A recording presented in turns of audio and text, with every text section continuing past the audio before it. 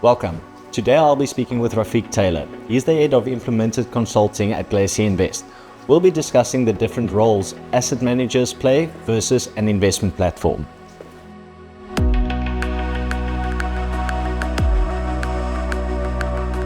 Hi Rafiq, thanks for joining me.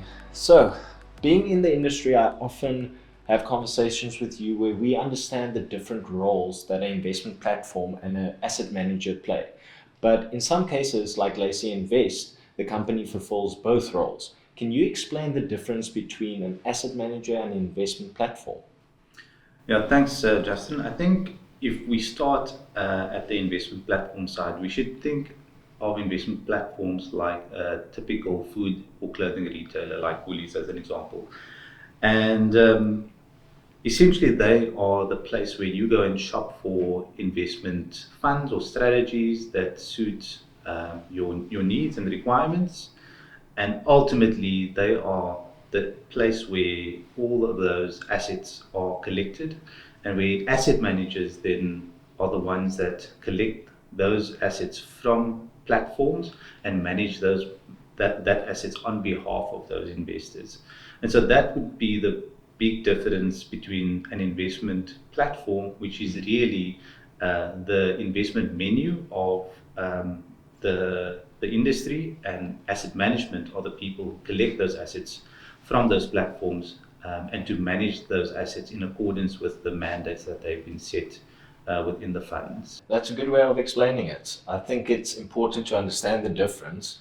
Now, on that note, how do we guide clients to choosing the right investment platform?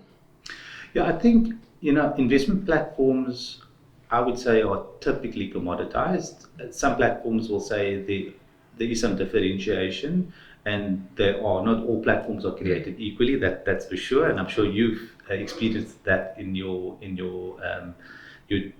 ongoings and dealings with platforms. But I think ultimately it's about platform fees or administration fees, and understanding the value of the service that you get for the price that you pay.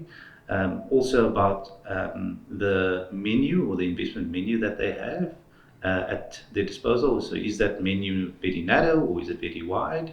Also the ease of business to operating and working with these investment platforms. So do they have a very clunky process of placing capital for investors, or is it very seamless and through the use of technology?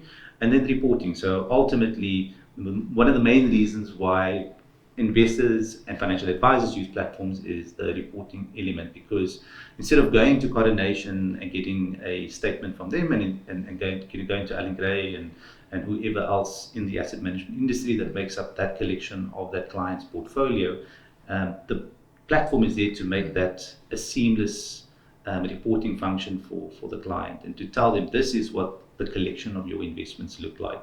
And so if the platform can't do that properly, ultimately I would say that that's a failing on the platform side. And so I think more and more platforms are focused on those two things, making it easier for investors to place business or capital onto the platform, and the way in which the client experiences them through the reporting and through the services is hugely important. You touched on something there that's front of mind for my clients when we start talking about investments, and that is obviously fees.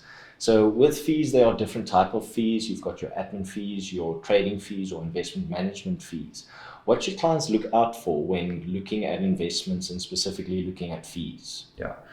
I mean, I think with respect to administration fees, it's ultimately about getting the lowest fee possible for the service that you're going to be receiving or experiencing. Right? So that one's fairly easy. I think when it comes to investment management fees and some of the costs associated with it, being the asset management fee and the trading costs that's built into the way the fund is managed, that's a bit of a double-edged sword for me, because a low trading cost on a fund doesn't necessarily mean that the performance of the fund is going to be good. As an example, sometimes a manager or an investment manager wants to sell out of an instrument or a stock that they invested in because that stock has run its course in their mind, and so profit taking is important.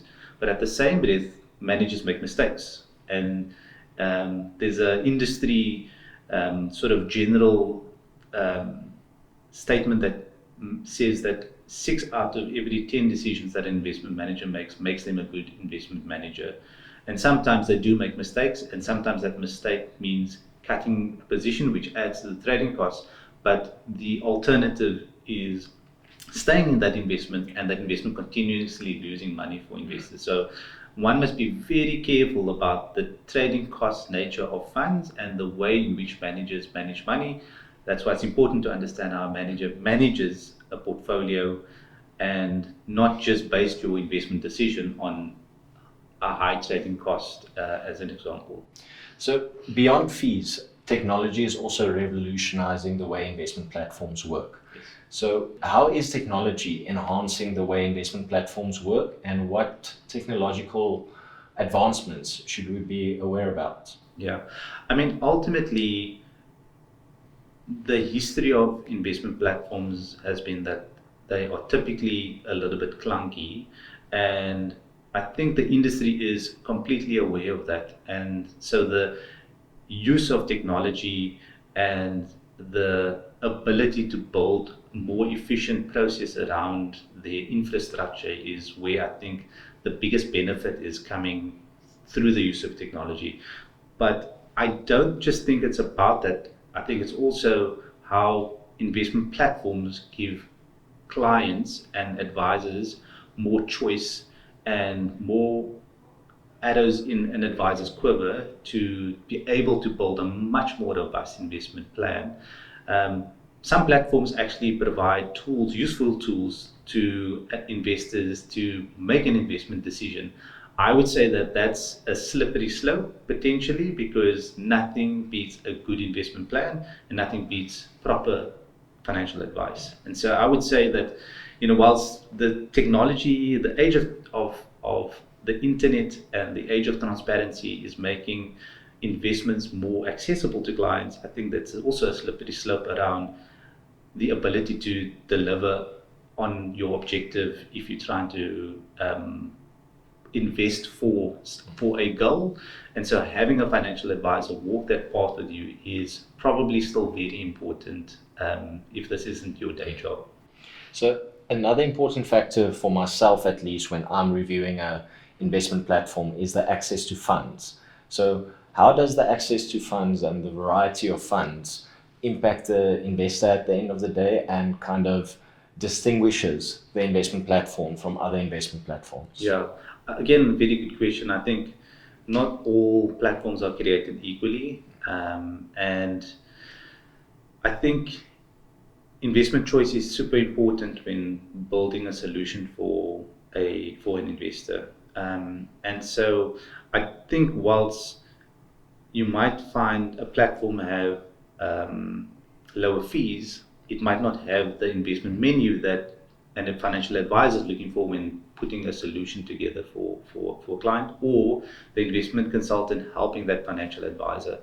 And so breadth of choice is important, but the addition to that is how has the platform made themselves relevant to the changing times of investments that investors can now get access to, like the use of electronic traded funds, like the use of retail hedge funds, the use of unlisted private market vehicles, the use of smoothing solutions. All of these now add to the ability for financial advisors to be even more pointed around how they can build a solution for investors and their clients. And so I think investment choice matters more today than it did probably 10 or 15 years ago. So on that note of investment choice, I'm going to put you a bit on the spot here.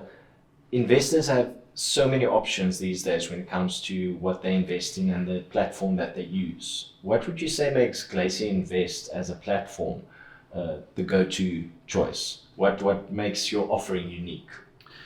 Yeah, I mean, I think, back in the early 2000s, there was only about 370 unit trusts in the market, which was still a fair amount. If you just think about the amount of funds that we look at on a day-to-day basis, on our buy list, we only have about 100 funds that we think are credible enough for us to invest in, and we only invest in a subset of those 100.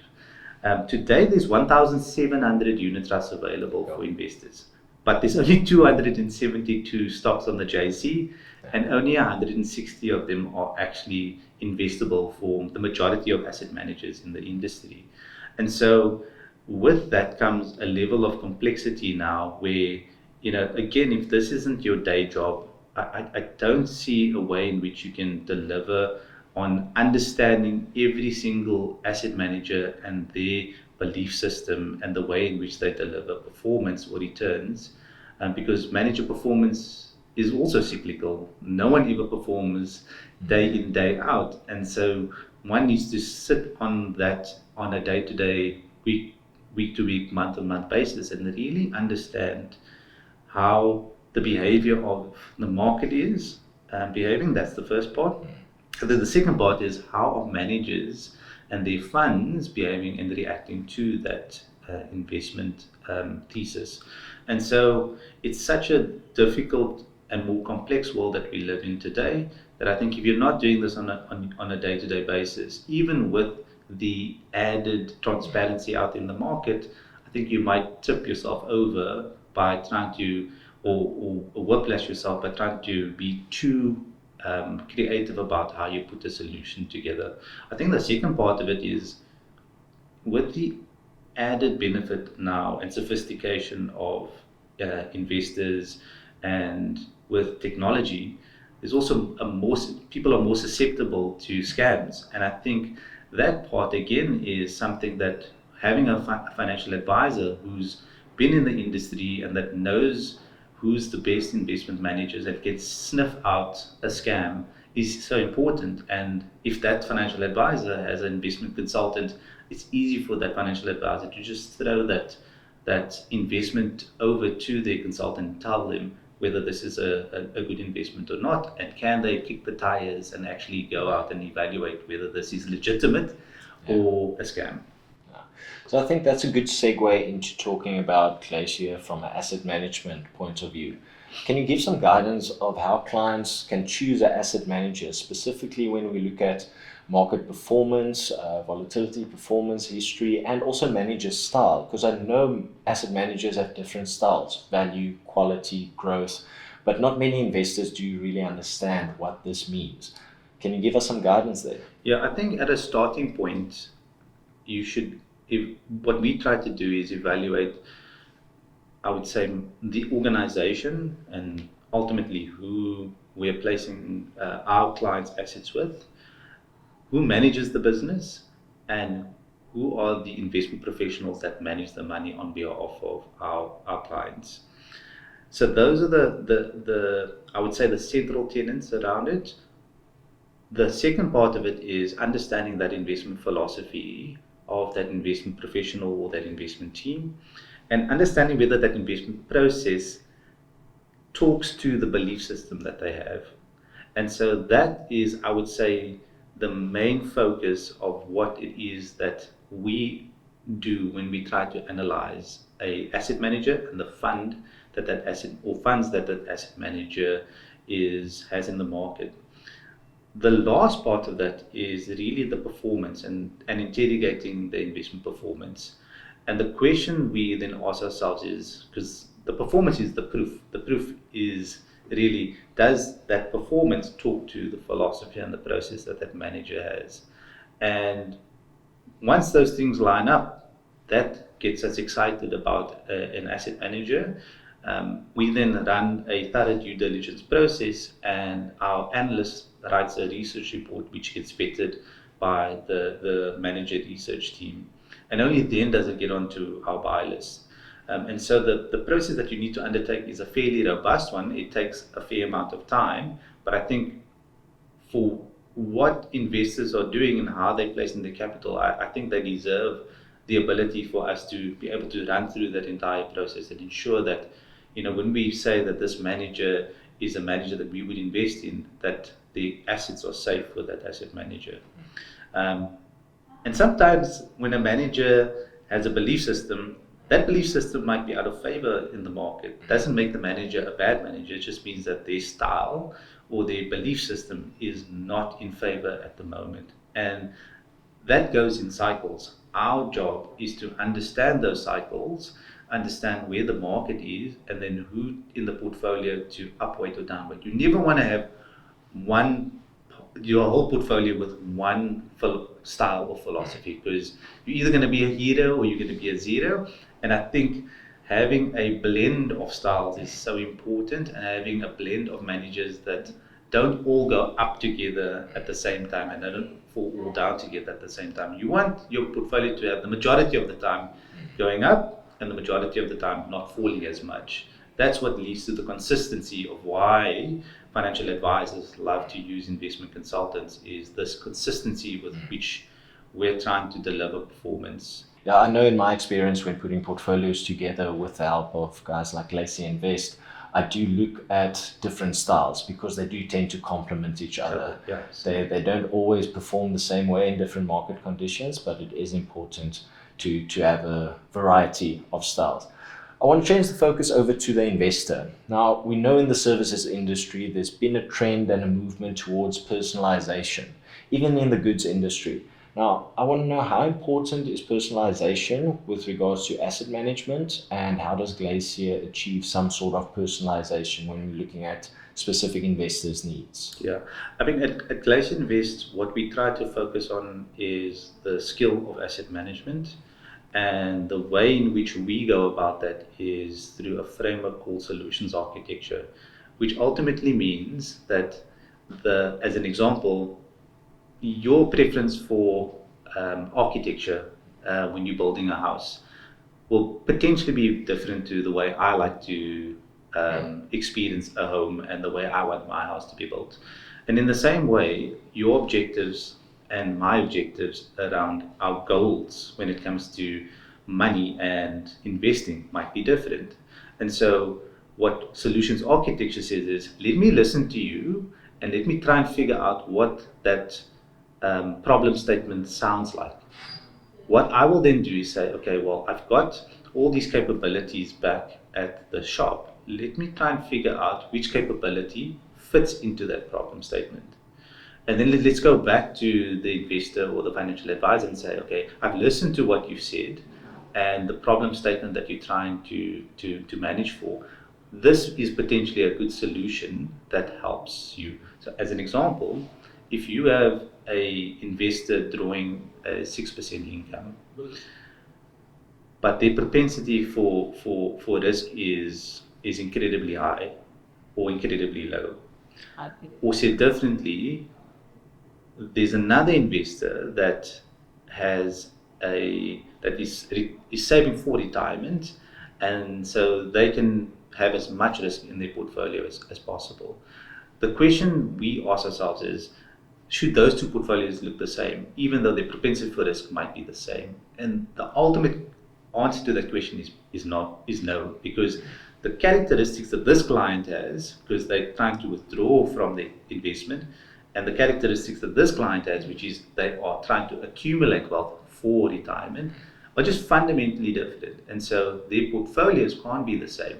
And so that's what we've come to sort of name solutions architecture, which is actually not every single client is trying to achieve the same thing. And there is some level of personalization and preferences that comes into account. What we want to do is bring science to that personalization. And this is what solutions architecture means to us. That sounds quite advanced. So wrapping up, I would like to look at the future. What trends do you see in the investment platform or asset manager space that you think investors should be aware about? Yeah, I think on the platform side, it's really more about efficiency and the service that platforms try to deliver to investors and financial advisors. I think in asset management, there's been a massive trend in the world to increasing exposure to passive investing. What that actually just means is being invested either in the S&P verbatim or the JSE verbatim without any active management attached to that. And the other trend that we're seeing is more investments going into private markets and hedge funds, which is maybe a little bit more expensive and it may be less liquid, but investors are looking for extra return. And the reason for that is we're likely to go into a period where the returns overall from traditional asset classes like the stock market or the bond market is potentially going to be a little bit lower. And so the added benefit of being invested in something that is less liquid is hopefully extra return. And so that's the world that we see when it comes to investing. And it makes a lot of sense because ultimately, if there's going to be lower returns on offer from active management, then at some point you're going to have to figure out a way to subsidize some of that return. And the way in which investors are doing that is increasing the exposure to passive investing, so they have extra fees at their disposal, and taking that extra capital and investing it into private markets where the fees are a little bit higher, but the rewards is a lot better as well. But the one sacrifice that investors have then is liquidity, because they typically, those investments get locked up for a defined period of time. Not forever, but a defined period of time, yeah. Perfect. Rafiq, it's been a pleasure. Thank you very much for sharing your knowledge. I trust that our audience have found this very insightful. So stay tuned for new and exciting interviews.